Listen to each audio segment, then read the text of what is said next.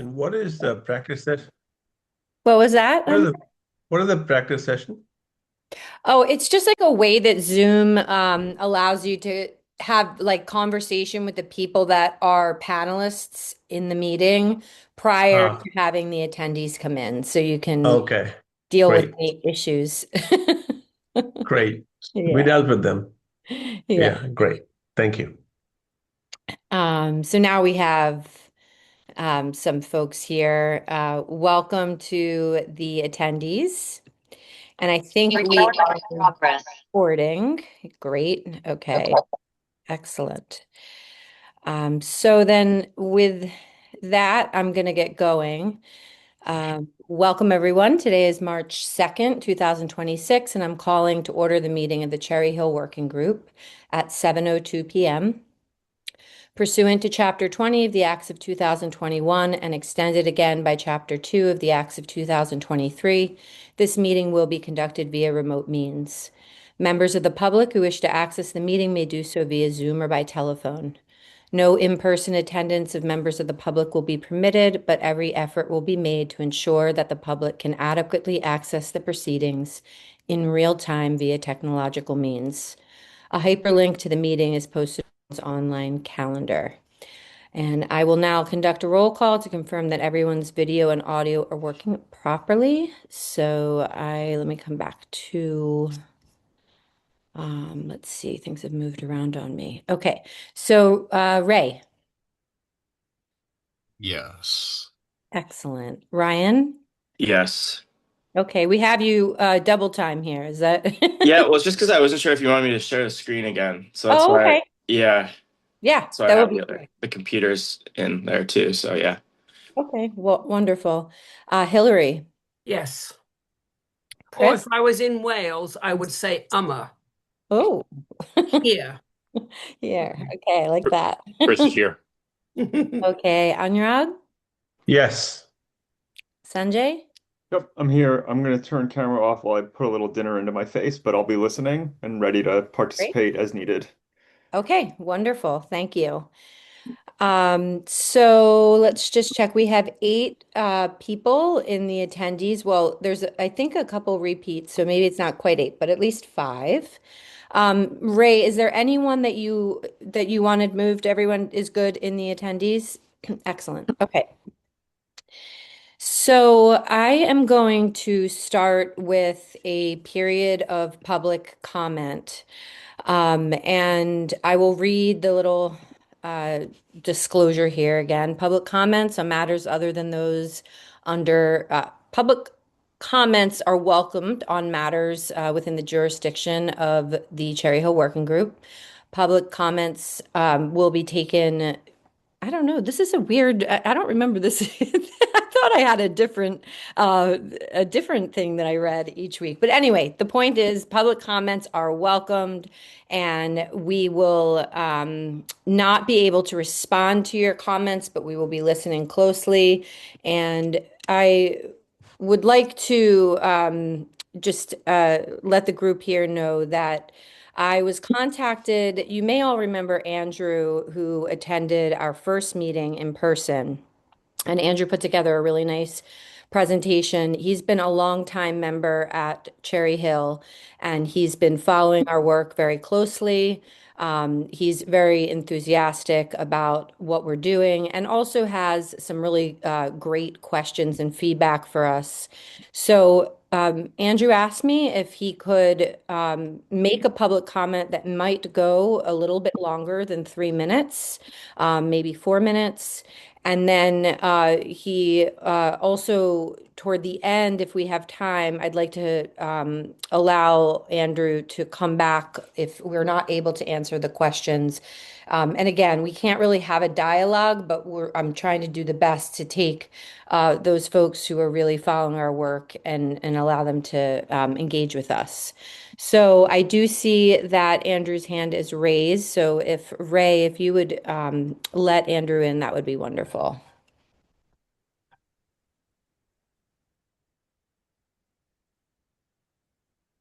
Welcome, Andrew. Andrew, can you hear us?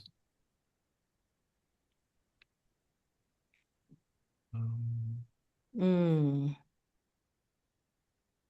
We see you are in here and that your hand is raised. Andrew, if I can't hear you, I'm going to try. There are two different accounts here, and maybe I elevate the other one.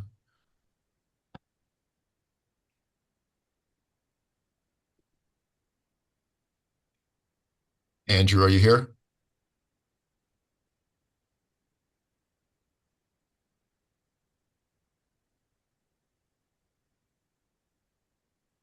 Hmm.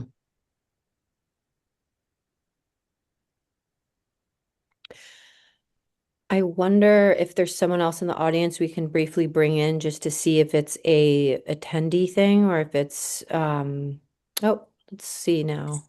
There we Andrew, go. Can you hear me now? Andrew, Yes. we can hear you. Okay, Yes. good. My phone seemed to be working. It's not gonna take 4 minutes. Actually, I shortened it dramatically, and then later on we could pick up. So anyway, some of you may remember me from the kickoff meeting. I was there, had a few words, and since then I've been following the working group meetings. So I understand that this group will be making a decision tonight between recommending to move Cherry Hill Golf to an enterprise fund or a revolving fund. And I'm actually surprised that taking it out of the town budget has already been decided. So I would like to make sure you're at least aware of a third option, which would keep the course protected in the town budget. So 20 years ago, in 2006, we were in a very similar situation. That's when Cherry Hill Golf was moved back into the town budget because it was failing as an enterprise fund. And groundskeeping desperately needed an additional to town appropriated money to improve the course. Sounds familiar? So the solution back then, and could be today, was to reactivate a 501c3 nonprofit called Friends of Amherst Recreation. Within 2 years, the course, its profits, and community engagement dramatically improved. There was a Mass Live article about this success in 2008. And if I submit a written version of this, I have the link in there. So this nonprofit organization allowed us to accept donations and run fundraising events like Winterfest, tournaments, and clinics to raise funds for specific needs in addition to that budgeted by the town. Crucially, the board members committed to improving various rec department assets provided oversight to ensure that the funds they raised were spent how it was intended. As Ryan mentioned in the January meeting, they were like a golf commission with teeth. This committee and volunteers also formed a community, increased demand, and helped rec department managers and staff do the work of golf course management. Of course, picking a right committee who can work with the rec managers and ready to do the work is critical. So a few words about Cherry golfers, because I think this is important to what's coming later on in this meeting too. They are not the typical Amherst of 101,000 median incomes. 63% of Cherry members are fixed income seniors, veterans, students, and juniors. Typical median and high income Amherst golfers play at the Orchards and at Amherst Golf Club, like a few of the members on this working group. UMass faculty and staff league plays at the Ledges in South Hadley. Yet Cherry Hill Golf Course is busy. Wait a second. But with senior students and other lower income residents are the typical players. So this matters because some of the revenue projections Ryan made and will be showing today seems very optimistic, to say the least. For example, increasing liquor net revenue from 10,000 to 60,000 in 2 years from these typical Cherry golfers seems unrealistic. Or having green fee revenues go from 200,000 to 350,000 in 2 years seems incredible. Where will we find all these golfers? Maybe if we start having events every second weekend, then maybe that's possible. But then here's the next question. Who will do all this work to boost revenue like this? Managing the clubhouse, organizing events, and marketing the course. To increase liquor sales from 10,000 to 60,000 and green fees from 200,000 to 350,000, who will pay the salary and benefits of this super manager? On the expense side of all these spreadsheets, only groundskeeping salaries are included. This management salary and benefits is missing. As an enterprise fund outside of the rec department, this management personnel cannot be efficiently shared by multiple programs, pools, summer programs, and golf course. So a new part-time or full-time person will need to be hired, and that salary and benefits will be expensed to Cherry. That's why it failed in 2006, and it will fail again if this will be the decision. And then I will I will be looking forward to play at the Orchards, I guess, instead of Cherry Hill. So what happens is if Cherry moves to a revolving fund, will Cherry remain in the rec department and benefit from efficiency of sharing Ray and Jose with other programs to do this golf course management work? Or will Cherry be required to hire a part or full-time course manager? And again, no management salary and benefits are included in the revolving spreadsheets. So this is all I have now. I really condensed what I initially had, but these questions are critical because for you guys to make a decision between enterprise fund and the revolving fund, this is critical to decide because you're basically removing the town protection, and the enterprise fund is a death wish. So forget about that. But you make this decision. But the enterprise fund is also has a lot of open-ended questions, which will decide whether this course can make it or is going to fail within a few years. Thank you. Thank you. Can I hop onto some of that, Michelle, or how do you want Or, you know what I'd like to do, Ryan? I'd like to have Ray give his report to sort of ground us, because I think there are some updates that are going to make it, that are going to be important in our discussion, and then we can get right into that topic. And Okay. I'm going to have you, when Ray finishes, we'll start by getting, your presentation out, and then you can deal with some of those questions. Does that work? Awesome. Okay. So Ray, we have first on our agenda to have you give an update to the committee. Yes, thank you, Michelle. I start by just attaching my task was to try and respond some to the first presentation, Ryan's first original presentation, which I know the conversation has moved slightly away from some of the low-hanging fruit that was mentioned at that meeting, or to accommodate some of that. But there are updates that, because of our timeline and because we need to open the course and communicate our schedules out, that my staff was under, certainly with the guidance of these conversations in our minds, that we had to put out some of the things that we're looking at here now. The two areas that I want to particularly talk about are fees and the software. I don't know where, in terms of all the people who are on the working group, in terms of what their individual sort of where they were looking for fees to come down. We knew, I felt like there was some sense that there was space for us to move up. Certainly, there was space for us to increase our fees this year, even if it wasn't as aggressively as the proposal was in the beginning.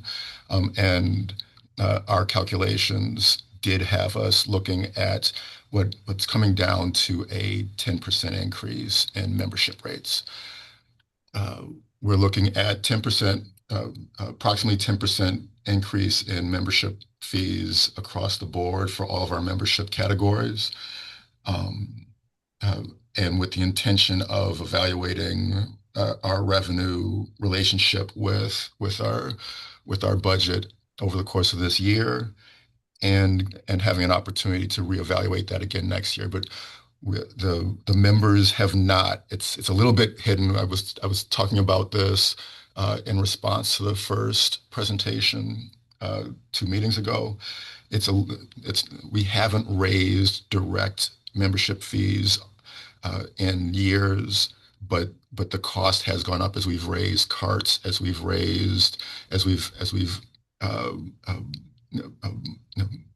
shifted value. We have charged members a little bit more. There was a small increase 4 years ago, but then we haven't touched members in some time. It's not direct cost, of course, but the software introduction that I'll talk about in a second, by adding that cost, we did feel like we needed to raise fees for that purpose at this point in time. The 10% raise in membership fees is done without raising in in our greens fees, which were raised considerably last year. The intention will be to reevaluate that for next year also, but greens fees are staying, I'm sorry, greens fees are going up $2. Carts are staying the same because we raised carts last year. Greens fees are going up $2 per category, 10% increase in membership fees across the board. And so there is some of that cost is being passed on to the users. There's still space for us to go up. We are still leaving, if you look at the argument that Ryan put forward, there is still space in there for us to potentially move our fees up. It is short of where the suggestion was, and that's intentional so that we can look at it for another year. So we can look at this for another year. And again, the fees, the raise in the fees is something that I hope that any suggestions or recommendations coming from the working group about where our fees should be, if we build a consensus here about what our budget structure will be and what our fees can be, we are intending on making that the target for us to move towards, not for this year, but for our next assessment. The second piece I wanted to just talk about is the software. We had begun the conversation about bringing in a T-scheduling software before the working group started up. It certainly was accelerated by the conversation in the first couple meetings about the need for software, about some of the hesitations for moving a software in and the difficulty in integrating. There were some reasons why we were not slow in making that happen, but why we weren't diving in and just accepting whatever cost was one of them, to find out how we could bring in a software that was a better point of sale and a better T management system than the Square situation that we've been operating on. We've brought in Lightspeed Golf, a software that my team, Ryan, certainly supported us in getting some rates and communicating with the programs. This software system will allow us. It's a golf software that will allow us to book tee times in a more in a way that will be more conducive to letting golfers to use more golfers, to book more golfers in. If that pool is available, we'll be able to book golfers into the site easier. It does help us. It helps Jose as the clubhouse manager. It helps us to take information that is presented to us in the registration process and to communicate our promotions, to communicate our programs, to communicate our events easier to those that are with us. It takes some of the work that we've had to grind to do on our own. It takes some of that and streamlines it. Communications is easier for us, but importantly for our purposes, it does increase the capacity towards bringing a pool of golfers and more revenue into the program. It is our responsibility now to use that in a way that makes good on that capacity. The capacity itself does not increase our revenue, but we do have to now use this to try and invite and increase the experience of the people that are in it. But between the raise in fees and spending money on a software that speaks to our needs, I think that we have met two of those categories head on in preparing for this season. The three that were left on the table are the hours of operation and the seasonal operation, extending the season, extending the hours. Our budget does not allow us to make that leap right now. I'm certainly looking at what the working group can assess, and if that is a goal of the working group, as to how we can make that work, because those are both things that are intrigued. Neither one of them are wholly, like we're sort of, I think that we're trapped in our own budget reality. Uh, we know what we can't do based on our budget with the way it is. But in terms of our creativity, how we can move in that direction, in terms of staffing, in terms of budgeting in the payment of the extra hours and the extra weeks, I think that that is of intrigue for us, but that could not happen here. And in terms of opening a bar and food services, we are still moving in a direction of trying to get. It won't be the full bar that we were looking at. That still is a goal for our future. But it's not, we don't have nearly the structure, budget, or personnel to make that happen for the open of our season this year. We are still looking at increasing our opportunities to feed the customers that come out to us, though. And so, in terms of those, I wanted to answer those categories directly and give you all a chance to ask questions or comment on those. I'm no, I'm certainly looking forward to seeing what the motion of the working group is moving us towards for our future, but that's where we are with those in the immediate. Michelle. Wonderful. Thank you, Ray. I want to make sure that I saw that Dave joined us. Dave, if you're there, let us know if you can hear us. Okay, great. Okay, so I'm gonna open the floor up for questions specifically in response to Ray's report, and then we will move from there. So I saw Sanjay's hand up first. Thanks, Michelle. Regarding fees, Ray, I mean, certainly the recreation department in the town, it's your job to set fees and increase them.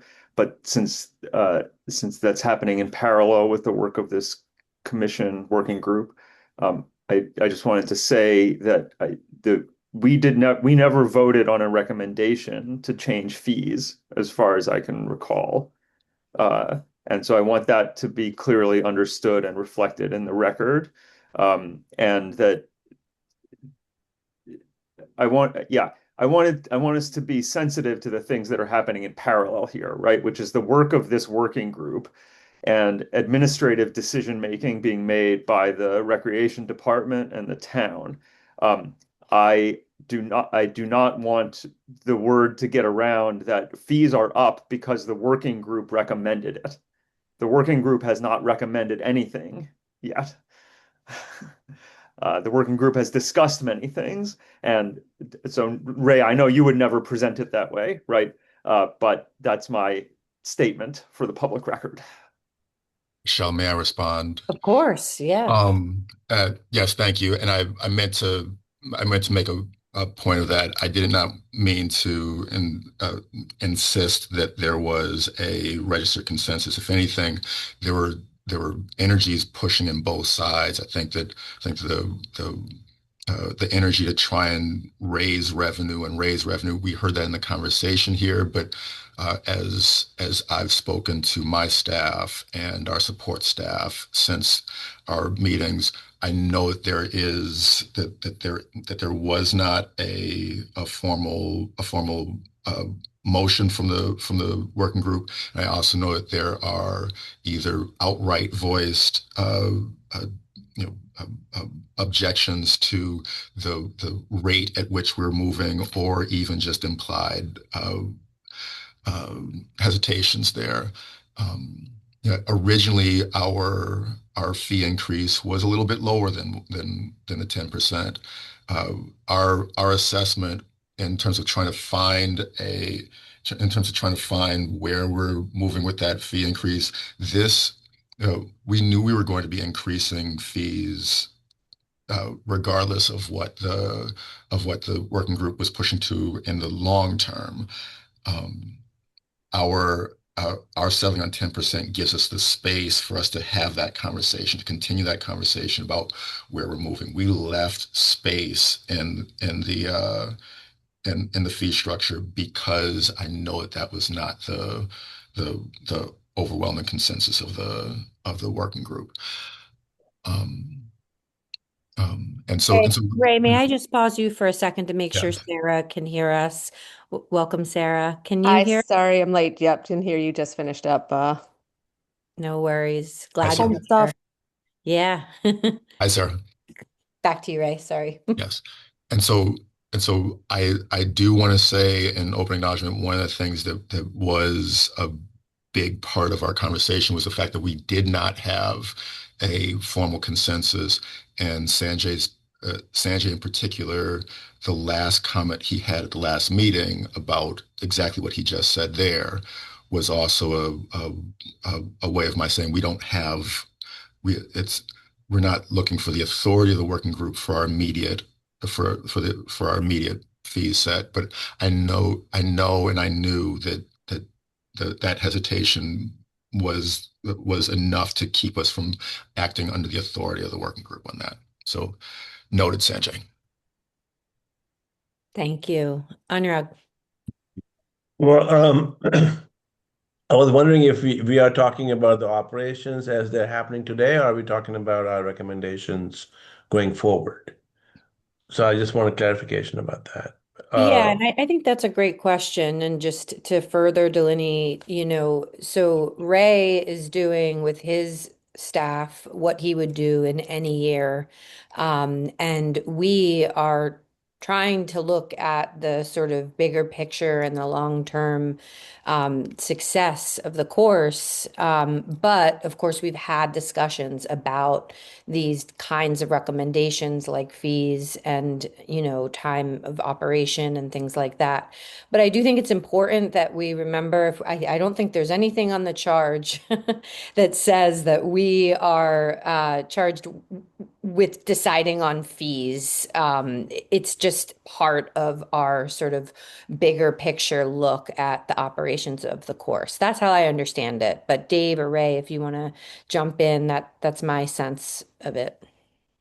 Just that we're looking at as far as fees go in the budget, I think that the working group's recommendations are for the long-term future, and we left enough space for us to move towards the working group recommendations, we believe, inside of the fees that we put together. We can't open up, obviously, in a couple months, we can't open up without scheduling and broadcasting our fees. And so that's where our normal conversation came in.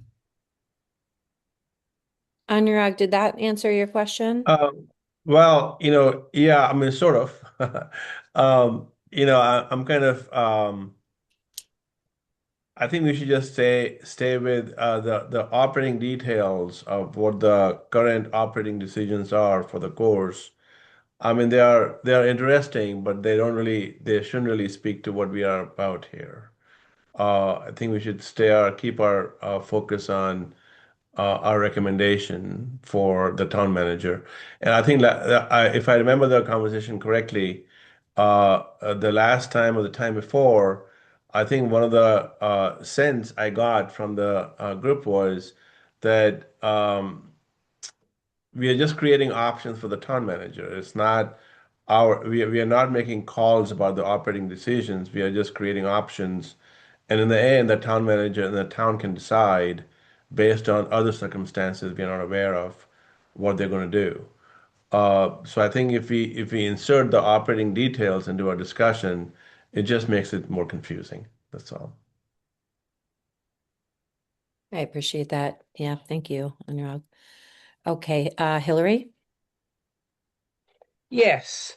I'm wondering if, because I fully appreciate where Andrew was coming from, and you kind of understand what he's putting forward there. And also Ray's comments on raising fees and whatever, because it had kind of concerned me right at the beginning that we were jumping up fees, whether it's green fees or membership fees, without any promise of improvements in the course. And I wonder if we are not utilizing a resource that we have very close to us, which is the UMass Turf School. And if there's an opportunity for the town to develop a handshake with the turf school that would enable their students to come gain huge, valuable, on-site, real-life knowledge of a course that needs some upgrades, more in place some places than others, and for them to use it as almost like a project that could be done on a year-by-year basis, so that there is an opportunity for students to sign up, and this becomes like a research project for them potentially. I don't know, I'm putting things in, stating things that may not be possible, but here's an opportunity for students to come do tests to see what is possible, what changes are needed in terms of type of grass, type of sand for the greens that we've got, the grass that we've got on the greens, and all of this stuff. And it's real life exposure for them that will give them a great, something great for them to put down for any job that they would apply for. And I think we're ignoring it. And I think this is something that is really quite, could be not only useful, but cheap for us to utilize. And maybe even the golf teams for UMass and Amherst College who could be there supporting the public, helping in the pro shop, because not all of them are going to move on and become professional players, but they will potentially move into some sort of recreational sport type of role and job. And this again gives them an opportunity to see hands-on how this works and what they might be doing in the future.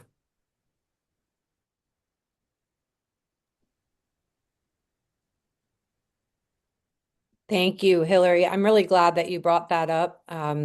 Chris and I actually had a discussion about that today, and had a note to speak with Ray about and Dave about that. So I have that in my notes. Thank you. Okay, Ryan. Yeah, cool. So first, just want to respond to Ray. I think that it's great that you guys have implemented Lightspeed. I think that that's a great option, and it's awesome you're moving forward with it. I think, also just to clarify, I completely agree that, Ray is going to operate and should as he normally would, and we're having these conversations about the future, and like our immediate purpose is to figure out, the place for Cherry Hill that makes it, in the best situation from the medium to long term. I think, going back to that, like when we talk about like greens fee raises, like, I agree with the sentiment that, greens fee shouldn't be raised unless there's something there. At the end of the day, we're talking about a 10% raise. It shouldn't even be a topic of discussion. It's $2. It's literally like, to put it in perspective, Cherry Hill raised fees $3 last year, and volume in the golf course went up 15%. Right? Like it's not even like from a business decision. It makes a lot of sense. It shouldn't, in my opinion, be a topic of discussion. $20 is still the by far lowest golf course anywhere in the state of Massachusetts. So I think that, like, it's one of those things where, to me, it's totally in Ray's decision. I think that, like, to me, I'm more concerned about, once it becomes a departmental revolving fund and the golf course is able to recoup some of that increased revenue, then you start focusing more critically on what that fee structure looks like. I think that obviously, Ray made the point that, between now and the next, 3 to 4 months, he's constrained by what his budget is. And I think that makes a lot of sense. Like, he's trying to be creative and make do with what they have. I think, to address some of the points that that Andrew made, I think that, if you go back and you look at why the course failed, it was not like, yes, it was in an enterprise fund, but an enterprise fund. Ryan, Yeah. I'm going to stop you for a moment. I want to make sure that there aren't any other questions for Ray, and then Okay. I'm going to go right back to you. Okay. Yeah. Are there any other questions from members for Ray in response to his report or any discussion? All right, perfect. So Ryan, I'm going to hand it back to you, and you can now, if you'd like. So the next agenda item, just to be clear for the public who is listening, we're going to move on to talking about the discussion of short-term recommendations to the town manager, possible recommendations, and the main item that we're going to discuss is whether to move it into a revolving or enterprise fund. That's the first that we will be discussing. And so Ryan put together, I think at the request of Hillary last time, which was a really, I think, important exercise. Ryan put together some modeling to show what it would be like in both of those circumstances. And so we're going to share the screen. Ryan's going to present that, and then Ryan's going to address some of the questions that we've already had, and then we'll open the floor up and begin a discussion. All right, on to you, Ryan. Yeah. Let me see if I can share. Hold on. Sharing is not turned on. I think I have to send a request to share, and then, which I just did. And then I think the computer screen can share. I believe it's on now. Try it again. So now let's see. Share. This one. Share financials. Is that? Share. Yes. Is that working? Yeah. Yes, it is. Okay, yeah. So first, I just kind of wanted to address some of the stuff that Andrew said. So, I mean, when we go back to 1995 and we look at why the golf course was taken out of an enterprise fund, I just want to, emphasize, and I think Sean did a good job. We did a good job of exploring these options at the last meeting, but a departmental revolving fund is different from an enterprise fund, right? So if the golf course comes up short in a given year, the town does effectively kick back whatever the golf course is short. It's very different from an enterprise fund where it's kind of more of like a live or die by its top line sort of thing, right? And in 1995, when that happened, my understanding is what happened was you faced two very large CapEx issues in the same year, which was the sprinkler system basically giving out, and also the clubhouse, which got condemned, right? So I think that because of those two very large capital expenditures, you had to rely on Cherry Hill, Friends of Amherst, all this other stuff. That's not the goal of a golf course. We don't want to rely on a 501c3 to fund a golf course, really, right? So I think that what this analysis is doing is it's basically saying that the golf course can stand on its own. It should stand on its own, but also to sort of solve for the fact that we're not continuously underinvesting, we need to marry revenue with cost to get a better sense of what's going on here. Because right now we have no idea where the golf course stands. It took me, 5 hours to dig through, and I'm sure, and Ray and his staff, all the time that they've spent to dig through all these different documents in all these different places to figure out what the actual financial standing of the golf course was. Right? That's not how anything should be run, right? Especially like a golf course, right? So I think that it just handicaps you when you're making decisions. We could talk about this so many different reasons why, right? And so if we want it to run in its most optimal format, we have to marry revenue with cost. A departmental revolving fund does that, where we can see things clearly, and at the same time, it also gives flexibility where if the golf course, for whatever reason, isn't producing an operating surplus, then the town does kick in that extra difference, right? So, I think that's why that recommendation that's kind of why we were talking about the last few meetings, and that's not a very drastic recommendation. I agree that an enterprise fund would be a very much different recommendation, I guess, right? I think that, the other stuff we'll get into, with some of the revenue estimates, I think that, yeah, like raising the fees was a large part of it. I think that per dollar, you're talking about $10,000 to the bottom line of Cherry Hill, right? And so I recommended that we basically just move it up to the floor of all other golf courses, right? If that means that golfers want to go and spend $10 more at another golf course, they can do that. Statistically, that just doesn't happen. And, that might happen for a very small percentage of people, but as a decision, I think the golf course has to be okay with it if it ultimately comes to that, right?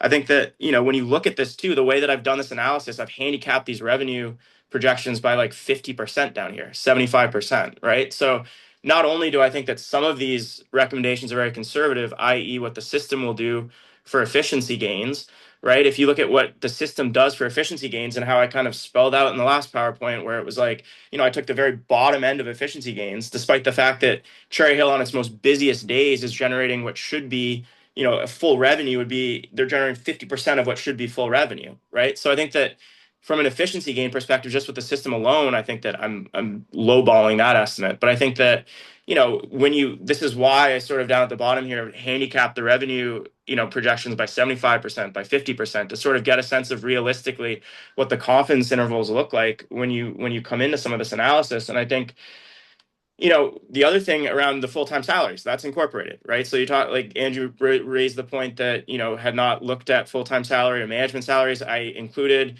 the current cost, which is set up with Jose and Ray. I included adding a full-time additional equivalent. I included adding a 40-hour part-time equivalent. So I included benefits. So everything is included, right? And everything's in the PowerPoint. And I'm happy, Andrew, if you want to reach out afterwards, I'm happy to go through it with you. But, it's basically, I think, as thorough as we can be. And, I think that level of detail is also important to be able to make decisions, right? So like, I do agree that it doesn't make sense to get into the operating details sometimes, but I think that we need to sort of have a good sense of what's going on so then we can make the best recommendation for the golf course. I think that, moving into this just briefly here is kind of like how I modeled things out, right? And so when we look at the operating expenses up at the top, I just took the last year of operating expenses where they actually came in. Keep in mind that the budget was 87,000, which I think, it's been basically there for the last decade, despite, and I've showed the analysis with where inflation has gone. But, it came in at 117. I have it going up to 152 from an OpEx perspective. Where is that basically coming from? Chemicals, which, have made the case that even at $30,000 is low. That's just fertilizer, stuff that the groundskeepers use. I have financial services going up, scaling. That's just, financial services is just cost per transaction. And that's just assuming increased greens fees, you're going to have increased financial services. And then everything else, those are really where the two main jumps come from in the cost structure here, if you look at stuff. And then, salaries and benefits, that I've included basically the salary of an additional full-time, which is assistant superintendent. I think Hillary made a great point about how we can use UMass and stuff. I think that's something that we can look at. I think that, what it needs now and what it needs, as soon as possible is an assistant superintendent. It needs that additional 40-hour part-time worker. I included the increase in benefits there. And then when we get into revenues, when we're talking about greens fees, if we're going to break this down, right? So, $140,000 in increased green fees. So for starters, you can go all the way down to the bottom and just say, okay, handicap it by 50%. What are we looking at, right? From a projection standpoint. And that's only 75,000. I mean, if Ray's telling us that he's raised, fees by $2, that's 20 grand, right? The efficiency gains on the bottom end are 26 grand. So that's almost $50,000 just right there. So to 250,000. Again, I think that's the bottom end of the efficiency gains. And, I don't think a 10% raise in greens fees is much at all. I had said, $8. But when you look at this, that's basically, you're already a third of the way there.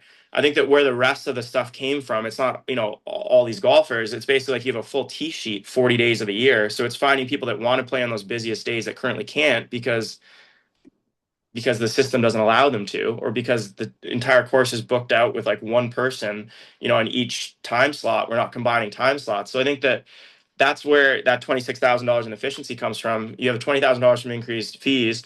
And then, in addition, I agree with what Ray's saying, where right now he's making do with the budget that he has. But I think that, the whole goal of this is to ideally put Cherry Hill in a place where it can change the hours of operation to 7:00. It can extend the time by 2 weeks. And the only way that it's really able to do that is by increasing the budget capacity that's available to it. And really the only way to do that with a town that's it's going to be a lot more of an arduous process to get it what it needs going through the current town budget setup than it will through a departmental revolving fund. When you can clearly see the numbers, you can see that Cherry Hill's, turning an operating surplus. And now all of a sudden Ray can say, okay, I can afford to have a part-time clubhouse person there for an hour and a half earlier in the day to generate this amount of revenue and can make that business decision. So I think that, that's the whole aim and goal of this. So I think that, the way that I looked at this was basically like from a modeling perspective, again, kind of brought down through all of this. If you assume, the full amount, this is like the retained earnings full amount. This is what the retained earnings by a 50% discount looks like.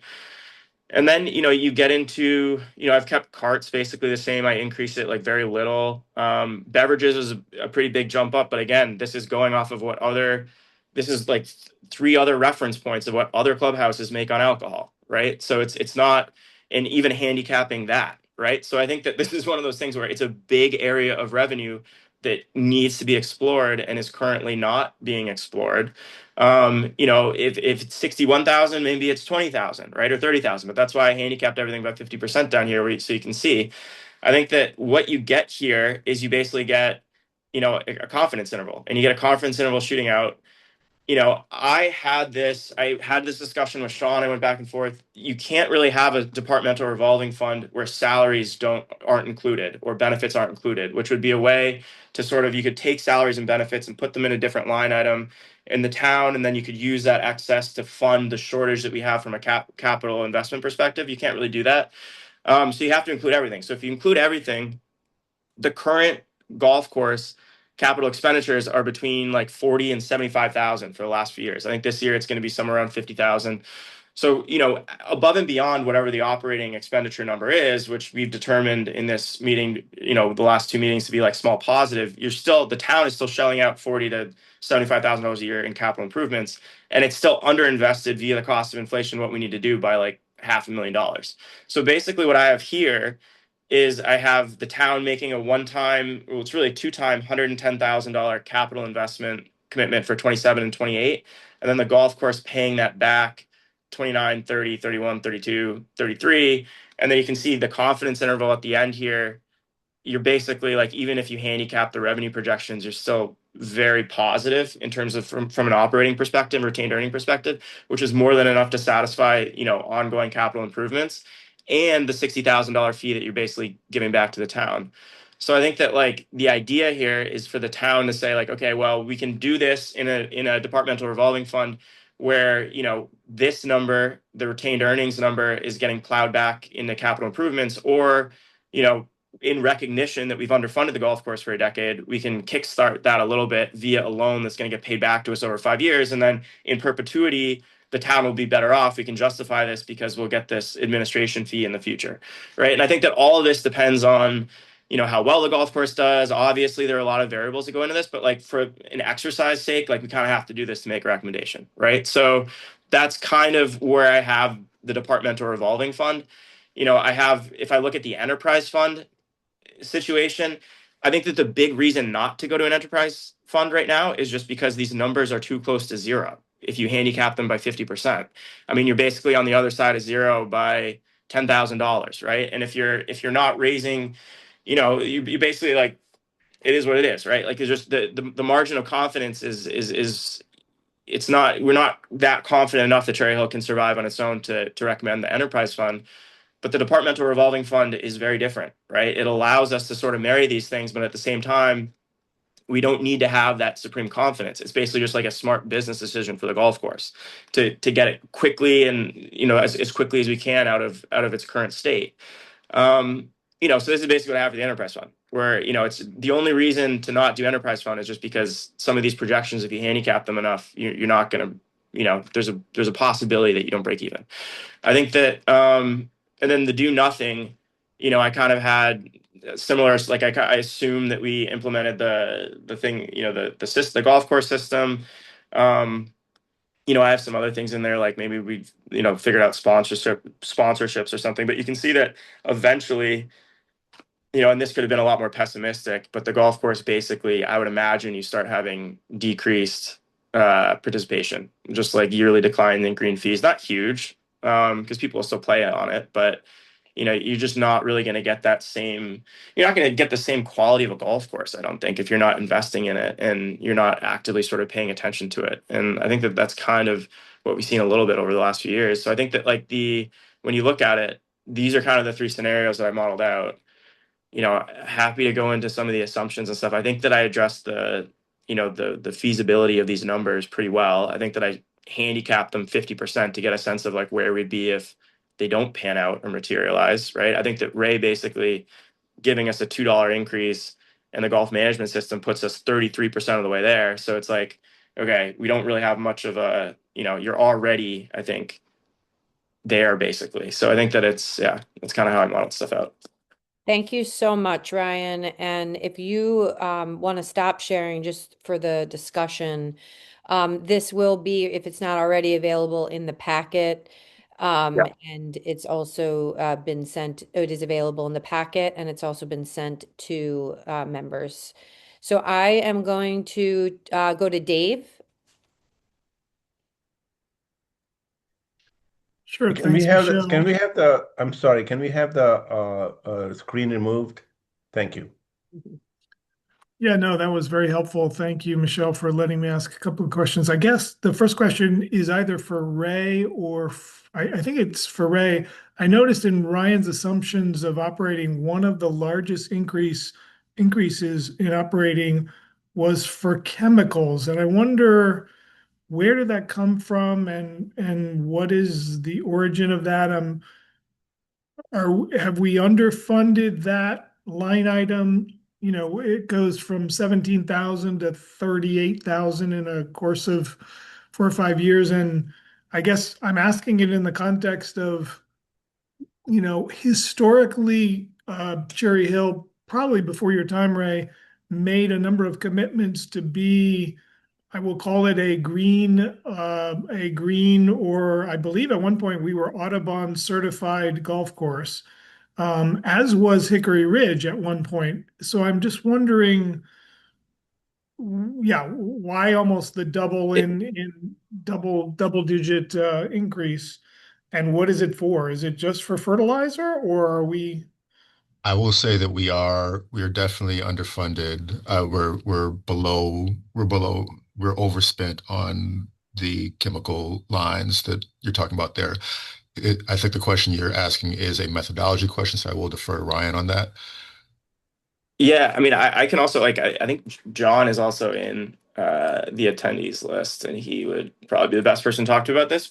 I mean, my conversations with John basically and if you look at, I mean, in the cost analysis, the last one, a lot of it is fertilizer. It's just fertilizer, right? So when John's saying he wants to use fertilizer, the spring before to sort of pre-plant a lot of the grass and stuff, it's not necessarily, maybe chemicals is just a poor wording, but that's how most golf courses will break it out. It's really just fertilizer.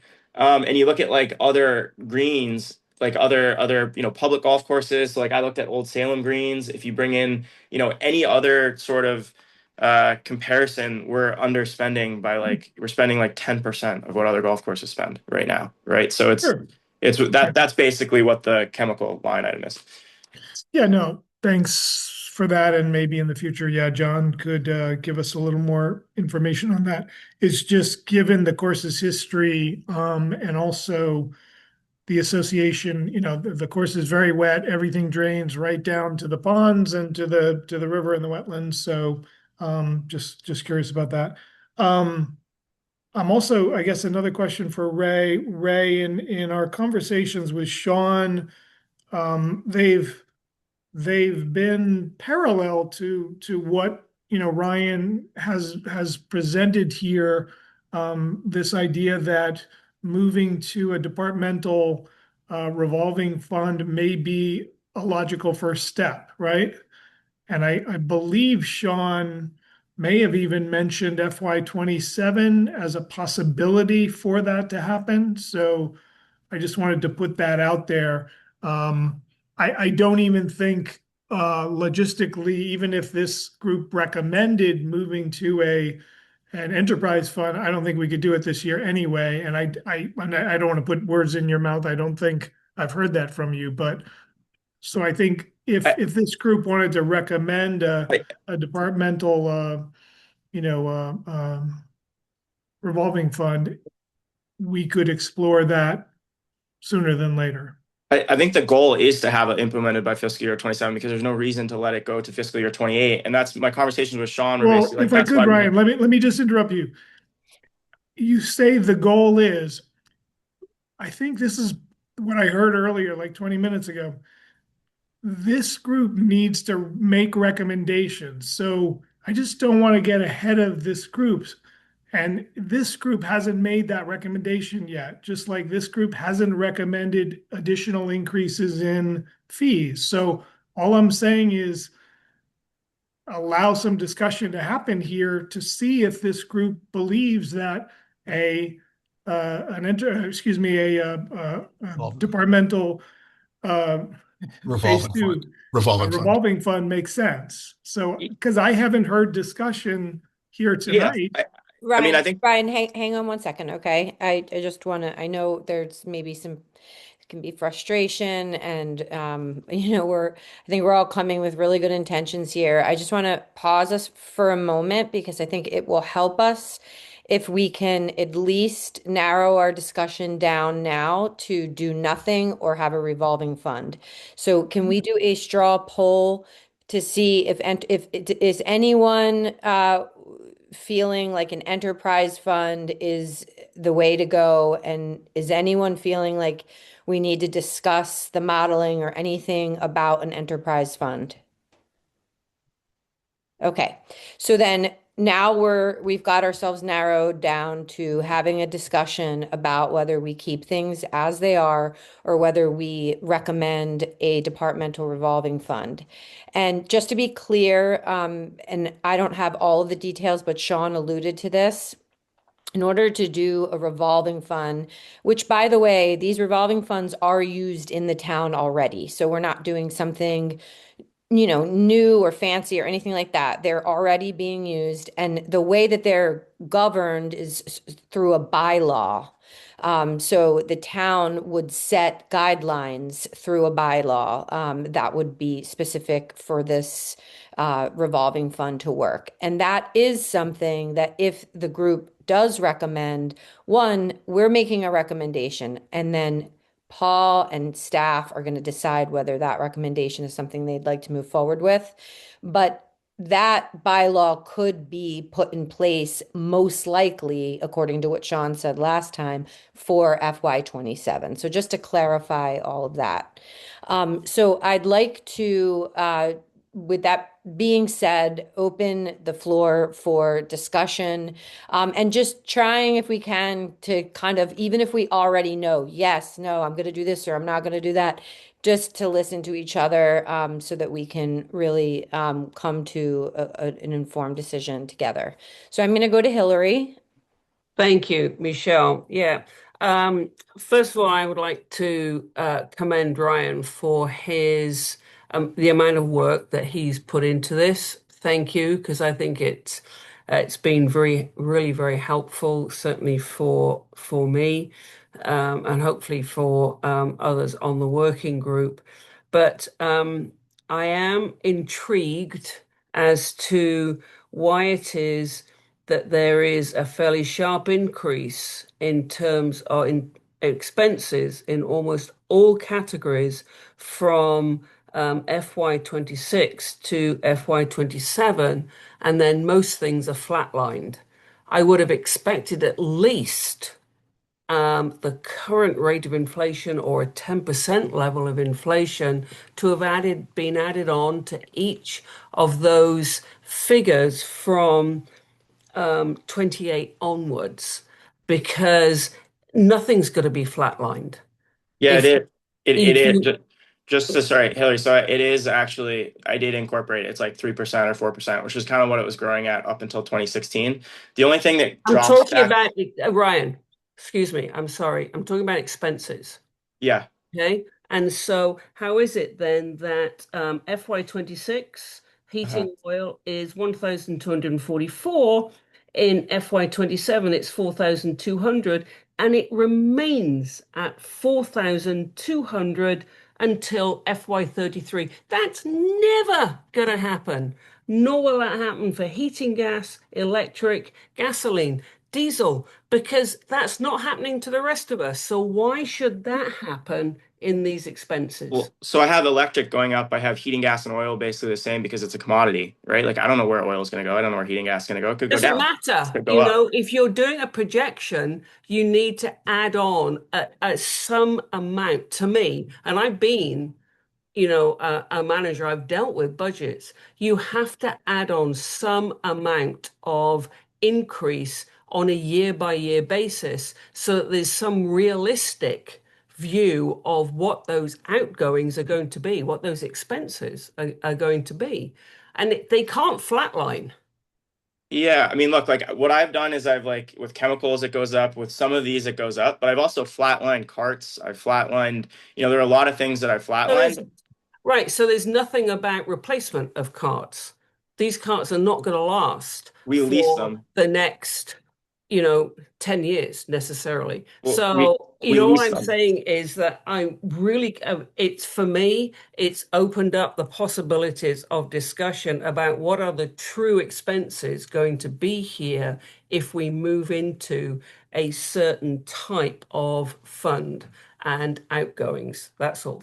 Well, so I think like, I mean, what I looked at is I looked at the last 10, 15 years of budgets. And what you saw was you saw a budget that went up relatively like on the OpEx line, until 2016, where it basically froze, but you saw it going up 2 to 5%, right? And so that's And basically look what at this the does. current economy. Inflation right now is 2.4 to 3%. Yeah, right. Is that really? That's the actual core PC number. Absolutely. Yeah. Sorry. Okay. All So, right. I mean, if you look at, I don't know, like OpEx, like I have it going up basically by 3 to 5% every year. But some of the stuff like the commodities, like I'm not going to take a view on oil and just increase oil in perpetuity for 10 years, right? Oil could be a quarter below, it could be a quarter up, it could be, I just don't know, right? But heating oil and gas, those two things combined are $6,000, right? It's just, those aren't really driving the numbers behind this. What's really driving the numbers, if you look at it, are equipment maintenance. I have taken a step down in fiscal year 30 because we're doing more capex into the actual golf course, and that was, you would expect that equipment maintenance would go lower with that, right? If you understand like what's actually going into equipment maintenance, because I've had conversations with Sean, and right now it's just basically like a catch-all for everything that he can't fund, right? And so if you can basically like pull stuff out of this where you increase the budget to a more rational place, that then should go down, right? Some of the other stuff it basically increased by 3 to 4%. I think it's pretty realistic, right?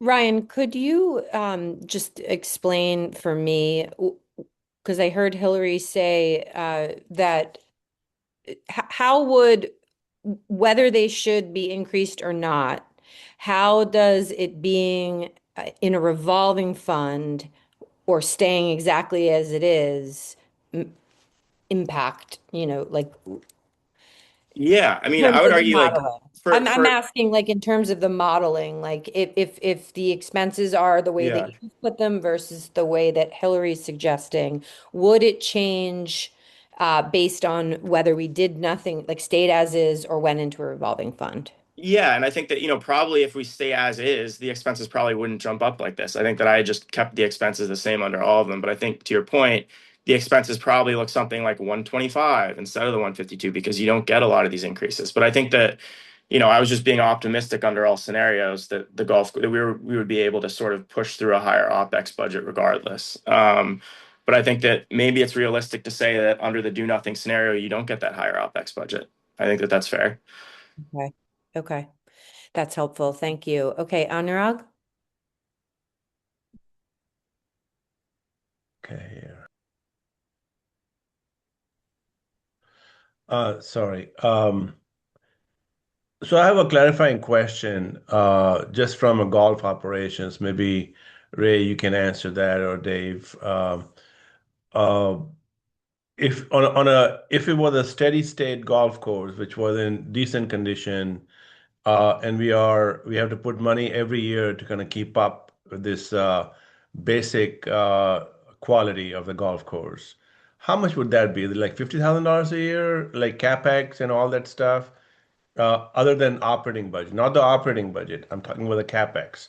So will a golf course like this require say $50,000 a year on average in current dollars for CapEx, or is it more or is it less?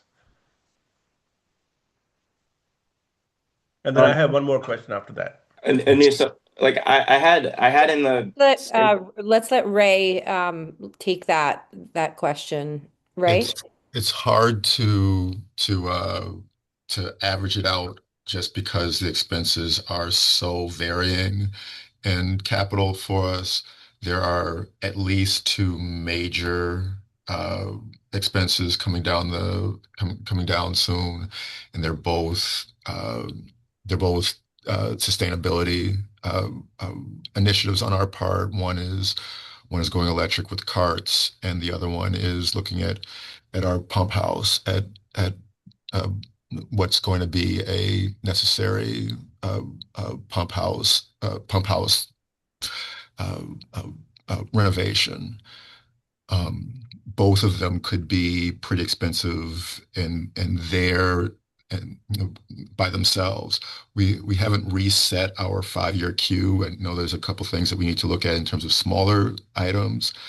Um, I don't know that I would be able to average out right now because where those two major projects get played in. Can you give us a sense of how much those major expenses are? Like, are they in hundreds of thousands of dollars, or the tens of thousands of It's dollars? it's safe to say hundreds of thousands of dollars. Hundreds of thousands of dollars. Okay. So to me, the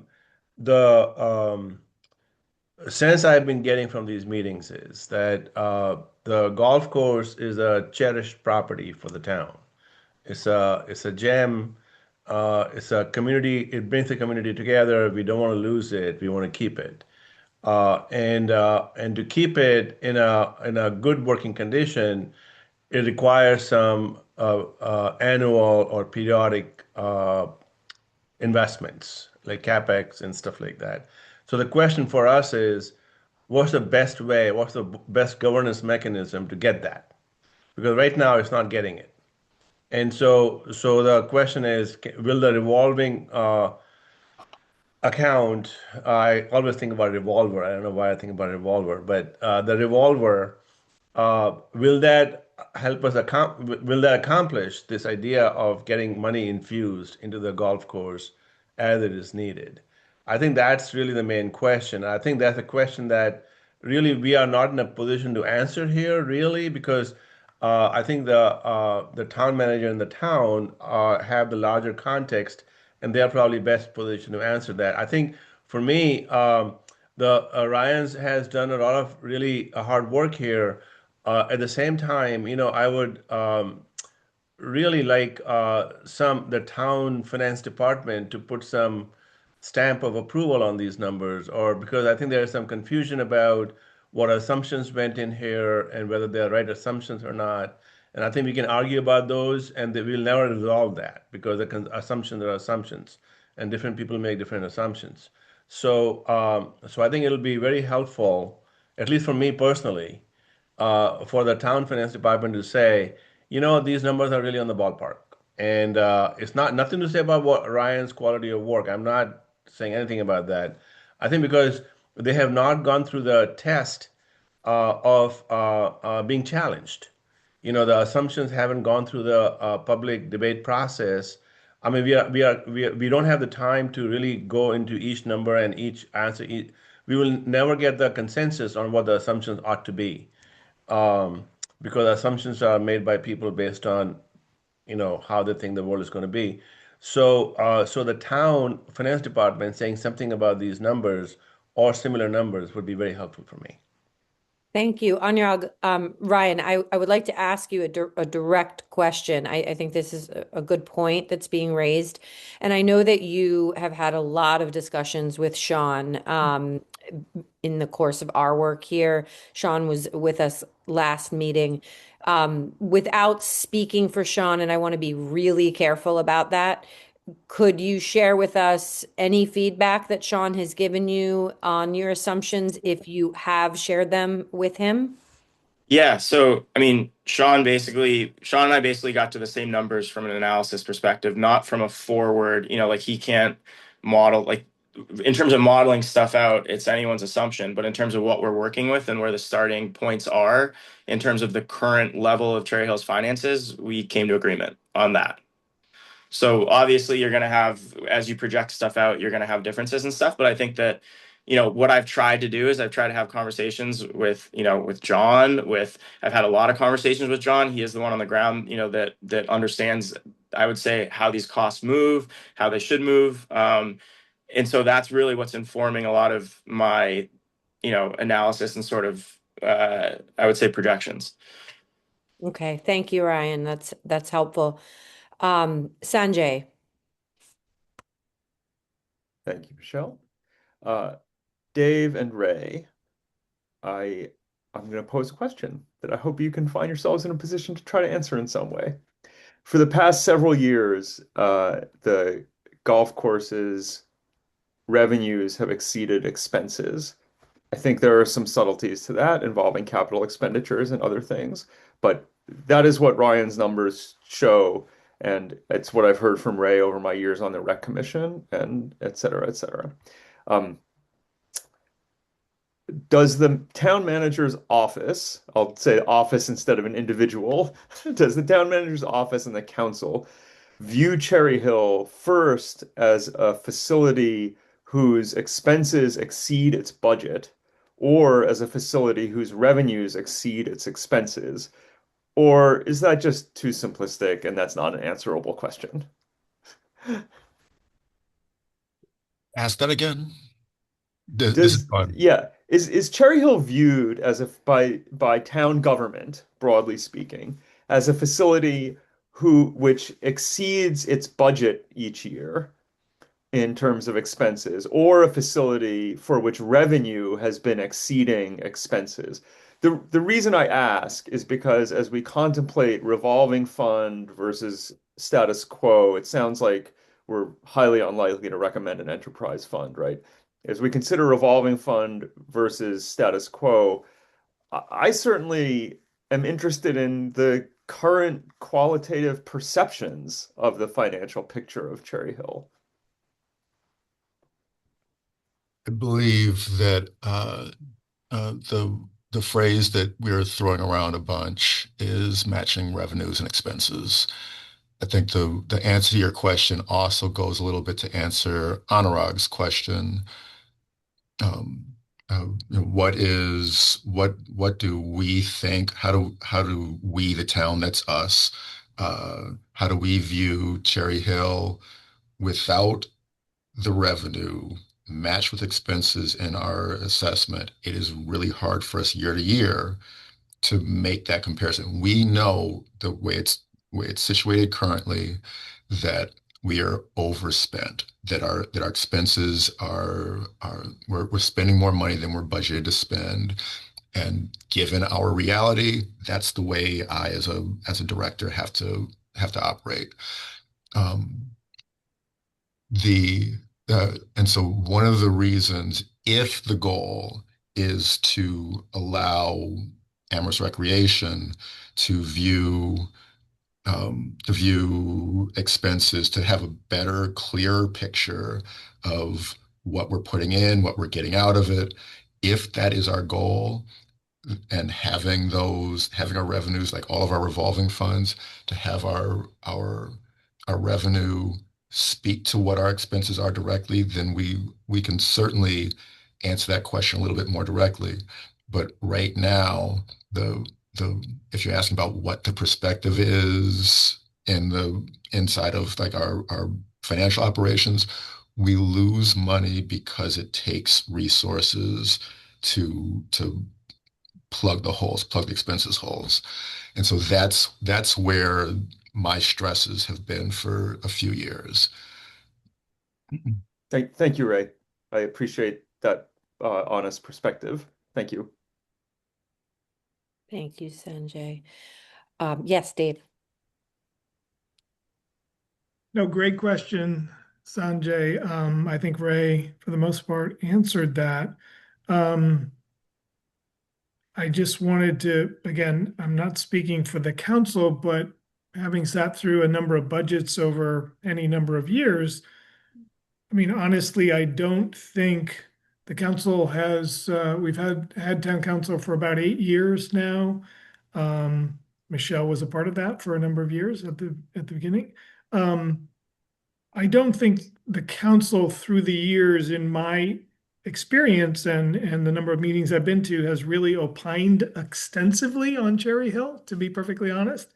I think there is a history of questions being asked about the finances, and years going back some years, and I think Ryan's numbers demonstrate quite well that, in recent years there have been surpluses in funds coming in, which happens in other departments, by the way. They actually fund other operations of, for instance, inspection services brings in hundreds of thousands of dollars in excess of what they actually cost the town, in some regard.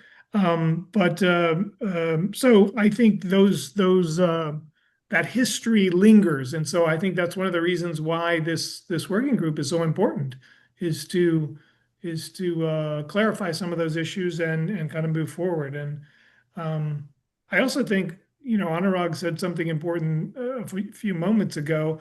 I do think it would be incumbent upon Ray and myself, I'm happy to help, but to really get with Sean before your next meeting to say, Sean, and I have no doubt Ryan's numbers are spot on, but just to put that stamp of the finance department is solid clearly with the past numbers, but more importantly, with the revolving fund numbers. If this group is moving in the direction of a recommendation for moving in FY27 budget toward revolving fund. So, and I suspect that is where Sean will be.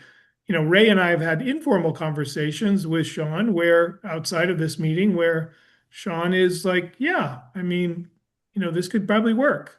So, let's make sure, Ray, you and I get with Sean, look solidly at these numbers, and move forward.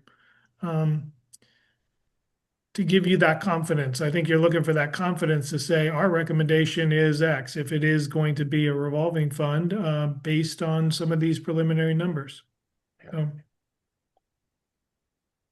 Thank you, Dave. Sanjay? Just to try to bring myself back to the big picture, right, of potentially moving towards a recommendation either later or at a next meeting. And also just to remind myself and all of us that we have lots of other things to talk about as a working group besides the financials and the financial structure of the golf course operations. And we need to get to those at some meeting coming sometime soon. So to sort of give some big picture or high level thoughts, the enterprise fund, in my opinion, is too risky for the golf course. If the winds were to blow in a different direction and the golf course were to cease having revenues in excess of expenditures, it would be in a very bad position under an enterprise fund. Again, I don't hear a lot of enthusiasm for the enterprise fund. We've been in a situation where we don't have the revolving fund, right? It's just another budget line amongst Ray's various properties, activities, whatever the right word is, right? My observation is that the status quo prevents the public, most importantly, but to some extent also the town government, from clearly seeing the financial picture of the golf course and marrying revenues and expenditures. And so while we certainly could check projection numbers, I think it's a lot to ask someone in Sean's position as a public official to certify projections. If I were in Sean's position, I would not want to do that. But we can certainly ask him to look at numbers. We can check assumptions and this and that. But I think the revolving fund is the right way to go because it solves what I think is the biggest financial issue for Cherry Hill right now, which is that the perception of the course's financial performance does not comport with the reality of the course's financial performance. And so that's where I'm landing. And frankly, I would land there even if someone examined Ryan's projections and wanted to move them 15% in one direction or the other. That wouldn't change my mind about that. Thank you, Sanjay. Thanks for sort of getting that deliberation started more formally by expressing where you land on it. And anyone is welcomed, of course, to do that.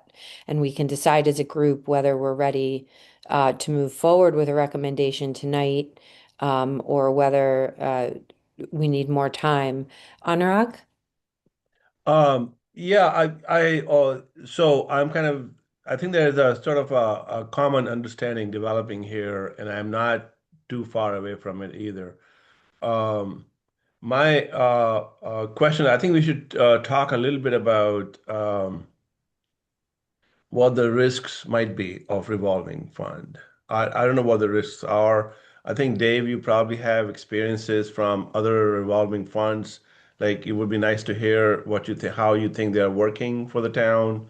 And one of the issues here is, I've heard this mentioned a couple of times that there's a perception out there that the golf course is a burden on the town finances, and now we are seeing in Ryan's numbers that that's really not so. But um, we have had historical numbers only for a couple of years. So we haven't had really huge shocks. I don't know if 2008 was in this timeline. I don't think it was. Over the long run, there are all kinds of shocks on businesses that we cannot really fully anticipate. So if we were in a revolving fund and there was a big shock like a pandemic, a low probability but a high impact kind of a thing, will that certainly create a problem for the town if it was a revolving fund by surfacing the fundamental weaknesses of its economic model? So I think perhaps we can, if it is makes sense to the group to talk about some of the risks of the revolving fund. I think that's a really great idea. And I also had a question similar to yours, Anurag, around how the revolving funds that we have currently are working and what risks there could be in that sort of situation. So if Ray and Dave have some thoughts on that, that'd be great.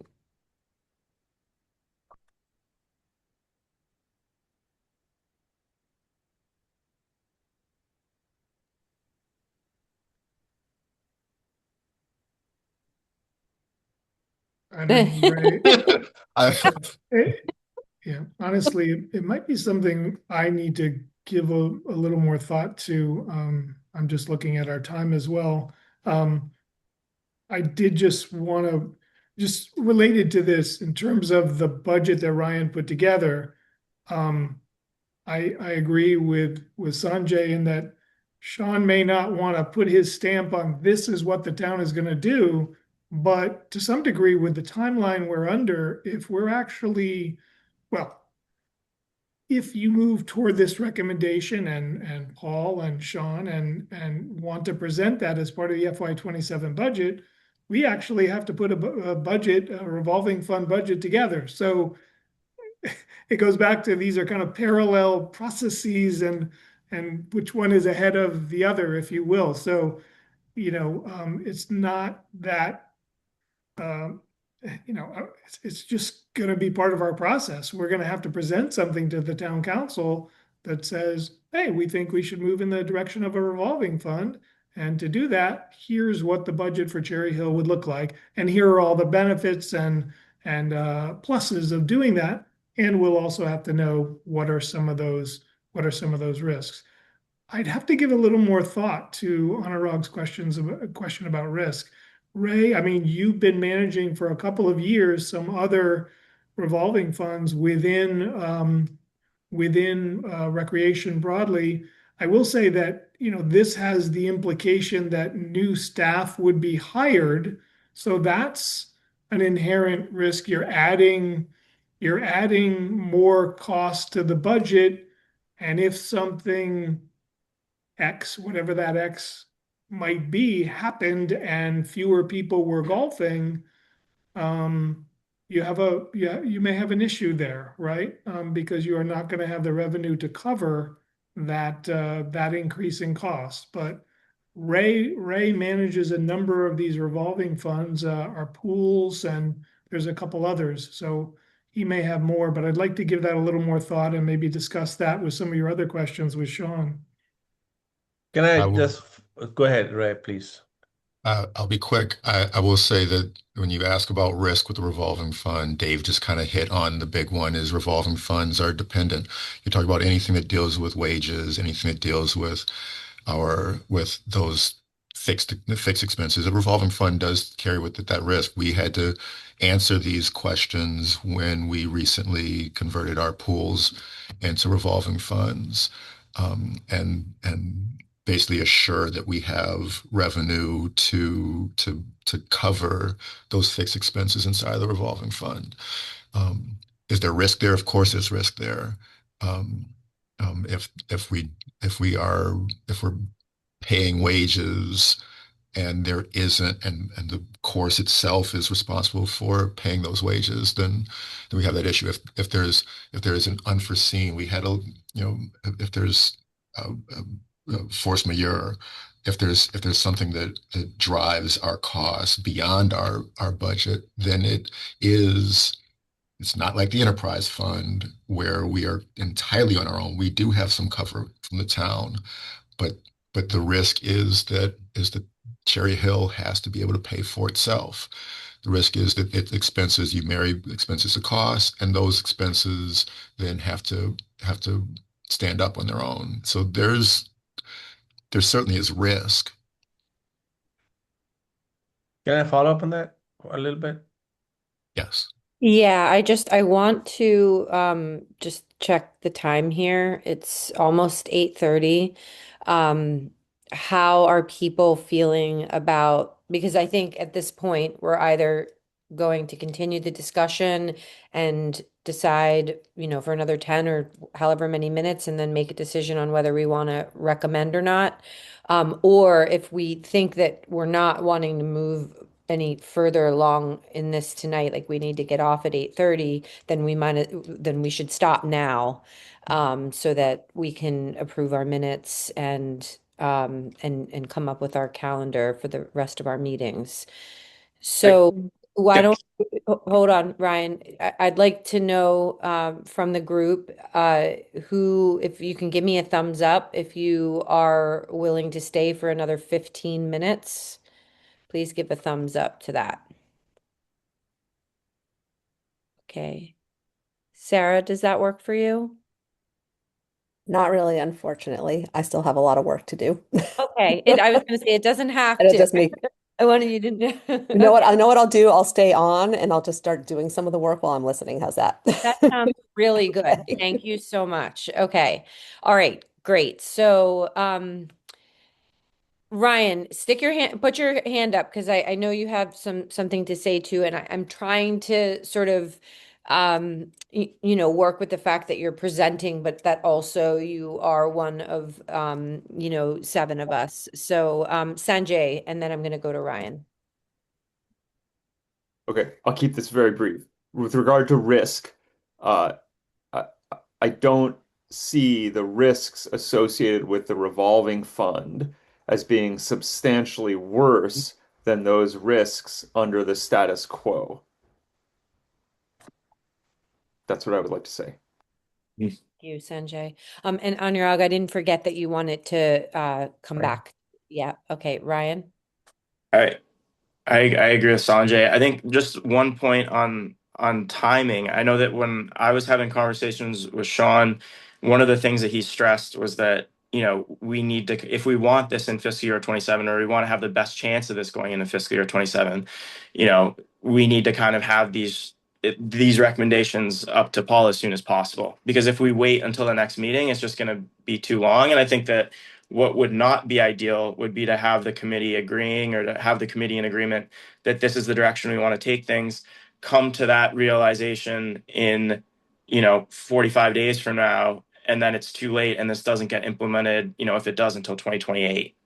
Right? It's just like so much further in the future. So I think that that was one of the reasons why, and kind of having this expedited timeline for the finances up front was just because there are real implications with this deadline that's coming up, I think. And one of the reasons why we had Sean in the last meeting and we kind of explored the differences with this stuff, right? So like we have kind of hashed out a lot of these differences already, but yeah.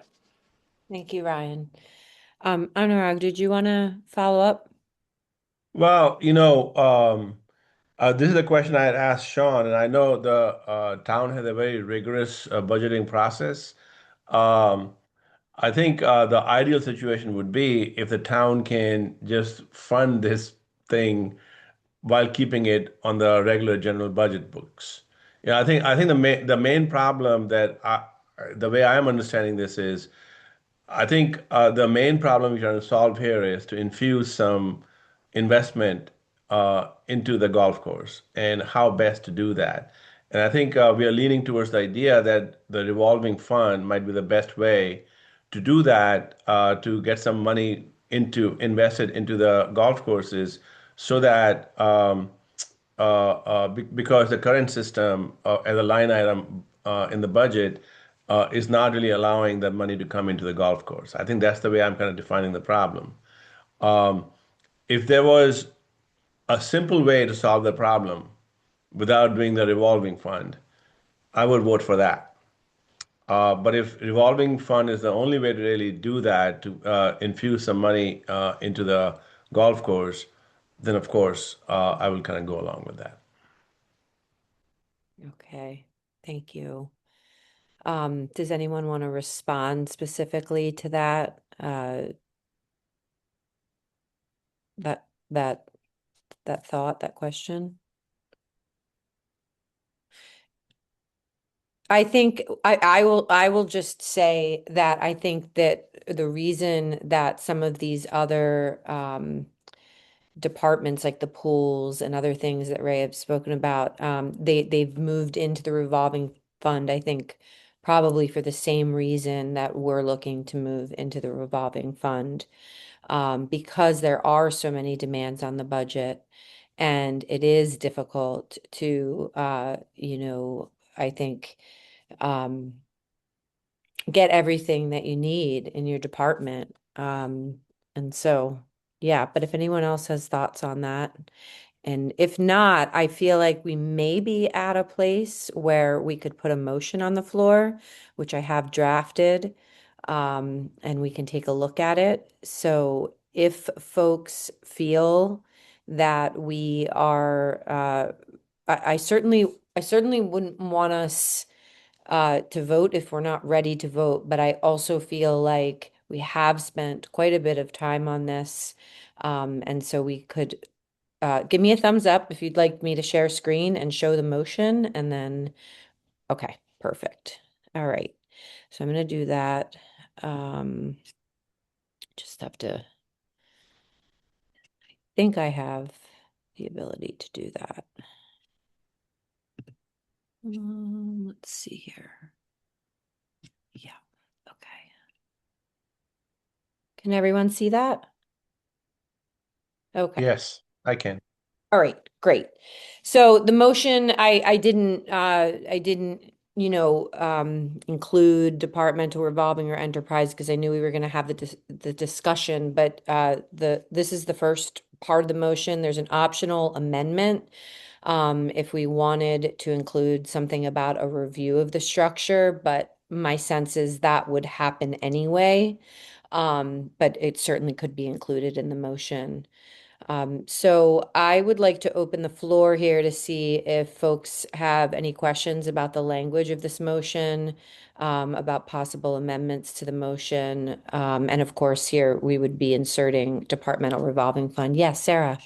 I was just going to ask if it might make sense to do the review after the first fiscal year even, rather than waiting 2 years and do it maybe even plan on doing it annually, or is that too time intensive? Oh, Ray, have you set up a schedule for reviewing the other revolving funds? Reviewing the other, uh, Just like, are they being like the pools? Will that be reviewed once a year, or is it just sort of continuously reviewed? it's a continual review. And because the pool, particularly for the pools, because they are new, it's the first year with them, there's a continual process for them. Perfect. Okay. Hillary. Yes, I'm wondering if, and while part of me says this is a really good thing to move forward with this motion, I'm wondering if there's a conflict then with the Friends of Cherry Hill, and whether whatever motion we move forward with would restrict what it is that we would like the Friends of Cherry Hill um, to be working on and accessing and whatever. So it was just a thought. Hmm. So you're wondering if we move into a departmental revolving fund, if that would impact or how it might impact a friends Yes. group, whether an informal or formal friends group. Okay. Yeah. Does Yeah. anyone have thoughts Yeah. on? And I know that, it was that is stated here, but I think it might be worth just bringing that to the table right now before we agree or not on this motion. Okay. Dave? Yeah, perhaps I've missed. Has the group had a lot of discussion of a friends group yet or no? No, Okay, it's good. on the agenda I- for today. Okay, I was having like, ooh, had that been talked about and I missed that. I honestly don't Dave, think, that was a presentation at the beginning of in the today in the I think you may have come oh, in. I came in a little late, but so it might be a recommendation of this group in the future. I think it's a great question, but I honestly, we have a Friends of Puffer's Pond and they interact with the town fund. They raise money, they do fundraisers. Um, money can still be raised privately through grants, through private fundraising, donated. There still could be a 501(c)(3) nonprofit if that was a direction the Friends wanted to go. But I don't see this structure as, being kind of negatively impacting their ability, if it is formed, to do those kinds of things. Was there something I'm missing, maybe, Hillary, in terms of what you were thinking they might do? Let me see. No, not at all, Dave. I Okay. just this was the first thing, I don't think I missed it on previous meetings, but I saw the item Friends of Cherry Hill, and then saw in summary in terms of the key differences in terms of formal and informal structure. And I just feel that my knowledge on other friends of means it's important that they have the capability of raising funds in lots of different ways to support what they're friends of. And I just wanted to ensure that if we move forward with a departmental revolving fund structure, that they're not going to be restricted and hands tied in what it Yeah, is that I they think could it. possibly do. I think it's a great question, but I don't see any downside to it at all. I think the Friends could raise money for specific things. They could, the course needs an X or an operating item or improvement to a green or a T. They could do a number of things. They could run fundraisers as long as they work with Ray and his staff and, and of course the commission, so. I don't see a Okay, downside myself. thank you. All right, wonderful. So I'm going to put the motion on the table. I'm going to read it and then I'll be looking for a second. And then we will pause and see if there's any further discussion and then we'll vote. So I move that the Cherry Hill Working Group recommend to the town manager that Cherry Hill Golf Course operate under a departmental revolving fund structure with revenues dedicated to supporting the course's operating expenses and financial reporting structured to align revenues and expenses transparently. Is there a second? You can just call it out. Second. Okay, thank you, Ryan. So now we can open it up again. If there's any additional comments, questions, or discussion, this is the time, according to Robert's rules, that we would do that. We've had quite a bit, but Good. okay.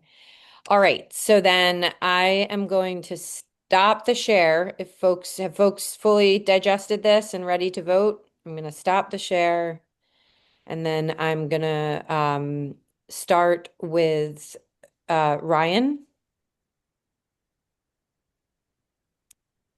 I vote for it. Yes. Yes, okay. Hillary? I'm going in no Yeah. particular order. Vote for it. Yeah. Okay. Chris? I vote for it. Anurag? I vote for it as conditional, but conditional doesn't really matter at this point. So You can abstain if you would prefer not to put a full vote for it right now, or that's certainly your right. So I'll vote for it. Yes. okay. Sarah? Sorry, I'm probably messing with Robert's rules. I tried to raise my hand. Are we just leaving the amendment out? I didn't hear a resolution on that. Yeah, it's a great question. We can still go back and add it, but it sounds like these are being So reviewed. we're just voting on what you read. Exactly. Yes, I vote for it. Thank you. Sanjay? Yes. And I am also a yes. So that is unanimous, and I will send that language over to Ray and Dave, who will then have the sort of formal vote for that. So Is it time to change the vote yet? no. Okay. All right. Sorry. There is a process, I am sure. No, that's fine. Okay. Okay. All right. Okay. All right. We'll move on forward. We're going to move forward. Yes. And now that we are voting on things, I'd like to get the 2 minutes approved that I've sent to everyone by email. And I'm going to do that in one motion, unless, actually, I guess we should do them separately just in case. Okay. So I'm going to move to approve the minutes from the January 21st, 2020. Oh, did I get that wrong? Or we're in 2026, aren't we? The 2026 meeting minutes, and I'd be looking for a second on that. I'll second it. Okay. I saw Hillary's hand first. Chris, you second the next one, all right? It's all good. Okay. So is anyone, you can just like thumbs up unless there's discussion, you just thumbs it up and then we've all voted. Yes, yes, yes, yes. Okay, Anurag, got a yes from you on those? Okay, great. And then I will move to approve the February 4th, 2026 meeting minutes. And looking for a second. Chris, was Thanks, Hillary. all right. And everybody good on those or any discussion on those? Okay, perfect. So we got a unanimous on those. Okay. So the only last thing that I'd like to quickly go over is we've sort of been figuring out meetings, meeting to meeting. And I wanted to check with the group to see if it was possible for us to at least set the next 2 meetings, if not more.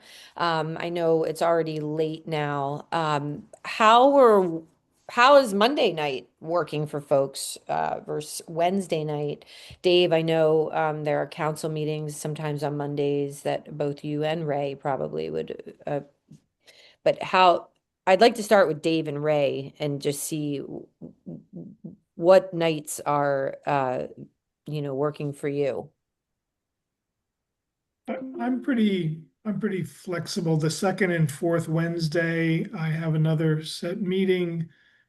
it's nice to avoid council meetings if possible, because there are times with some frequency that I need to be there. Tonight is a little bit different kind of meeting, so I didn't have to be there, but so if we could avoid the council meeting nights, that would be great. Okay, good. But Ray? Monday can work. Mondays could work, but I need to get my commission back on a regular base. And we typically meet on Monday nights, but that's the only potential conflict I would have for Mondays. Okay. And what about the members, Mondays or Wednesdays? What's working best? Monday better than Wednesday for me, but neither impossible. I think Monday's generally better for me also, Yeah. most Yeah. weeks. Wednesday is better for me, but I can do Monday. Yeah. What Mondays definitely works for me, but Wednesdays can be accommodated. It also depends on which Monday. Yeah. Yes, that is a good point.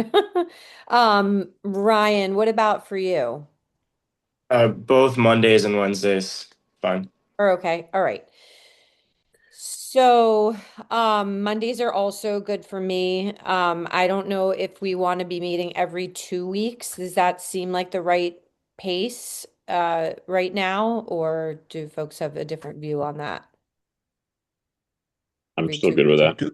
Okay, so I will say the one Monday I can't meet happens to be the 16th, which is 2 weeks from now. So, uh, for that week, I could meet on the 18th. I don't know how other folks' schedules are that week. Or we could meet again on the 23rd, depending on the pace that we want to be moving here. 23rd would be better for me. Okay. 23rd. 23rd? Okay. Does Sounds that, Ray, Dave, everybody? Okay. All right. So I think what I'd like to say is we're going to meet on the 23rd and then endeavor to meet on Monday nights unless we come up against a reason why we can't. Does that work for everyone? Mm-hmm. All right. Awesome. Well, thank you so much, everyone.